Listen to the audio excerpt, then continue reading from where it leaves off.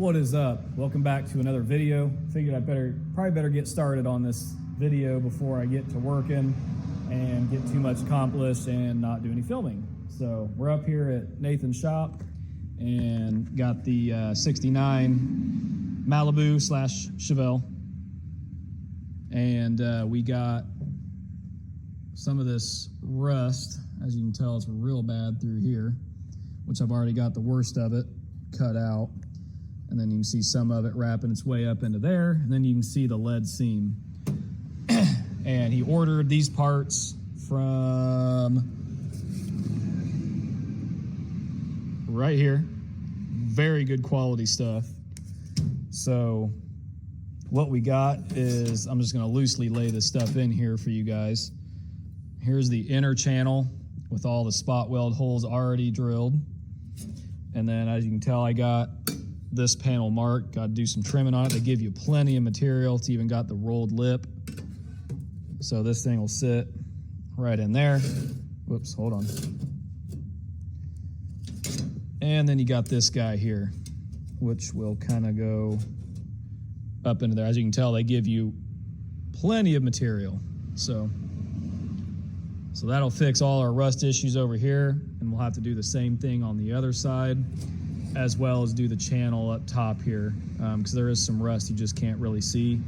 And obviously that side's back. Checking back in real quick, showing you guys what I'm doing. So got a couple tacks in on this thing, and the reason I'm doing this outer piece first is I want to basically know where my inner structure is going to lay, because being that there is nothing connecting the two, I can always manipulate these and work that in where I need it.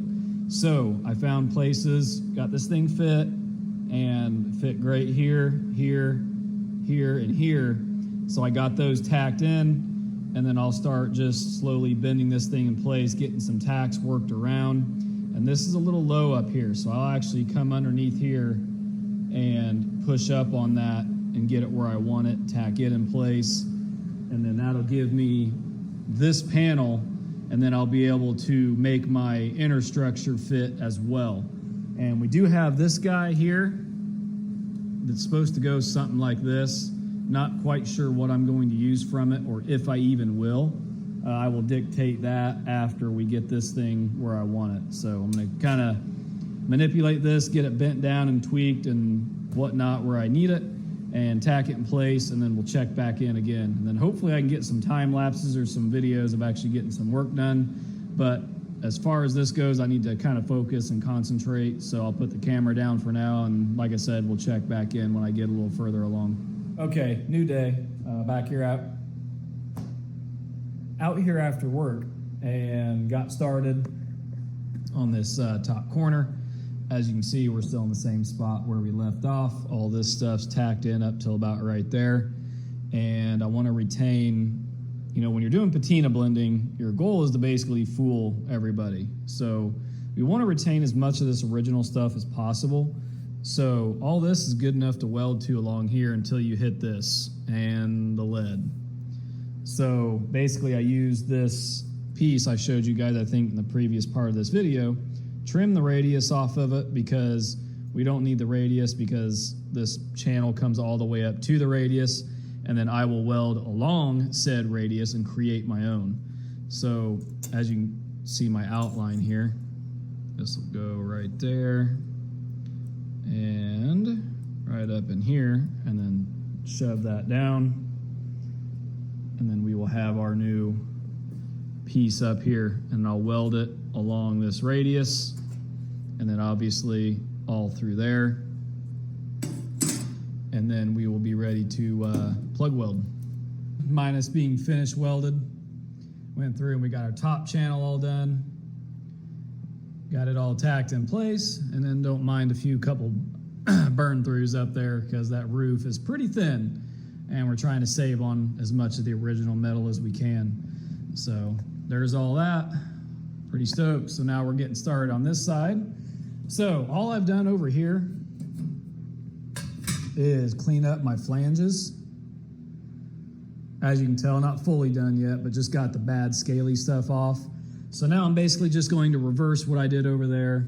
We're going to get this thing fit up, get it marked, and then start getting some stuff cut off the inside, get this brace mated up, and then lastly, we'll do this guy up here and get it mated up with that, that one over there. So yeah, first thing you want to do with this guy is, I can't remember if I went over it in the other one, but basically you got your radius right here of the window itself, and you can kind of see what's left over. There's a little bit there, just enough you can slide it in the channel there. And then if you look, get your radius as far over as you can get it, and then that way you get it snug and you can fit it where you want it. So like I did on the other side, we're going to want to trim this and do our weld right along this radius, so that way when we weld it, when we smooth it out, we can form it and recreate this and you'll never see a weld.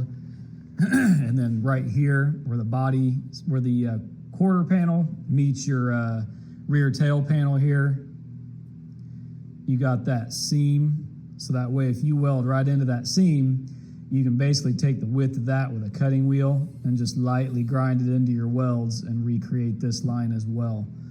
This metal's all pretty, as you can tell, it's not too bad back here, but I really like how that piece over there turned out, so I'm going to do it exactly the same, but it is a lot worse through here. And luckily, where it's real bad and pitted, obviously this thing's going to cover all that up, get us where we need to be, and then obviously we'll move forward with getting the inner brace, and we'll probably use a little bit of this guy up here as well. We'll see. But for now, we're going to get this thing marked up, get it fitted, and then go ahead and probably cut it out. Not 100%, but yeah, we'll go ahead and get started on this, mark it up, and I'll show you guys where I'm at.